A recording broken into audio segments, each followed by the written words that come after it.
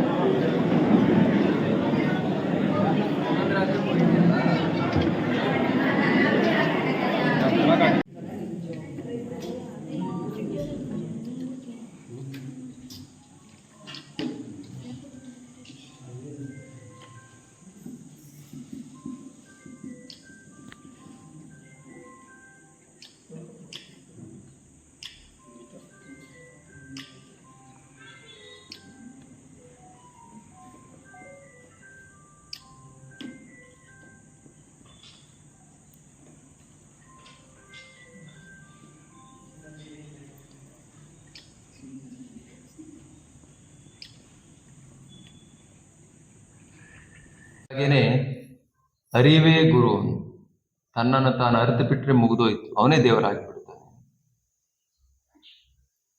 ತನ್ನನ್ನು ಬಿಟ್ರೆ ಮಣ್ಣನ್ನು ಬಿಟ್ರೆ ಮಡಿಕೆ ಇಲ್ಲ, ತತ್ವ ಪದಗಳನ್ನ ಇವರೆಲ್ಲ ಆಡ್ತಾರೆ. ತನ್ನನ್ನು ಬಿಟ್ರೆ ದೇವರಿಲ್ಲ. ಯಾಕೆ ಮನುಷ್ಯನೇ ದೇವರ ಅಂಶನ ಕಾಣ್ತಾನೆ ಹಾಗೆ ಅಂತ ಹೇಳಿದ್ರೆ, ನಾವೆಲ್ಲರೂ ಕೂಡ ಭಗವಂತನ ಹತ್ರ ಒಂದು ಸಣ್ಣ ಕ್ರಿಮಿ ಕೀಟ, ಒಂದು ಸಣ್ಣ ಬ್ಯಾಕ್ಟೀರಿಯಾದಿಂದ ಹಿಡಿದು ದೊಡ್ಡ ಆನೆ, ಡೈನೋಸಾರ್ಸ್ ವರ್ಗು, ಅದಕ್ಕಿನ್ನ ದೊಡ್ಡ ಪ್ರಾಣಿವರೆಗೂ ನಾವು ಜನ್ಮ ಎತ್ತಿ ಆ ಯಾವ ಜನ್ಮದಲ್ಲೂ ಕೂಡ ಭಗವಂತನನ್ನ ಸ್ವಇಚ್ಛೆಯಿಂದ ಆಡಿ ಕೊಂಡಾಡಿ ಪಡೆಯುವಂತ ಅವಕಾಶ ಇಲ್ಲ.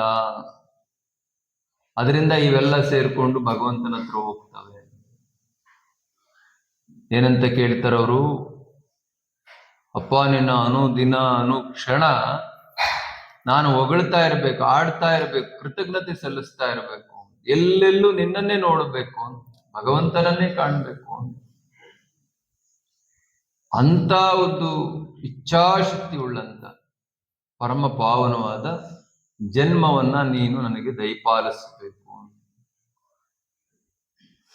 ಕೊನೆಗೆ ಭಗವಂತ ಆಲೋಚನೆ ಮಾಡಿ, ಯಾವುದು ಆಗ ನಮಗೆ ಸಿಕ್ಕಿದ್ದೆ, ಕರುಣಿಸಿದ್ದೆ ಈ ಪರಮ ಪವಿತ್ರವಾಗಿರುವಂತ ಮಾನವ ಜನ್ಮ. ನಾವೆಲ್ಲರೂ ಕೂಡ ಭಗವಂತನ ಅಂಶವೇ. ಆದ್ರೆ ಭಗವಂತನನ್ನ ನೆನೆಯೋದನ್ನು ಬಿಟ್ಟು ನಿಂತಿದ್ದೆಲ್ಲ ಮಾಡ್ತಾ ಇದ್ದೀವಿ. ಆದ್ರಿಂದ ನಮ್ಗೆ ಆ ಅಂಶ, ನಮ್ಮೊಳಗಿರುವಂತ ಸತ್, ಯಾವುದು ನಾವು ಉಸಿರು ಅಂತೀವಿ, ಯಾವುದು ಸತ್ ಅಂತೀವಿ, ಅದೇ ಭಗವಂತ.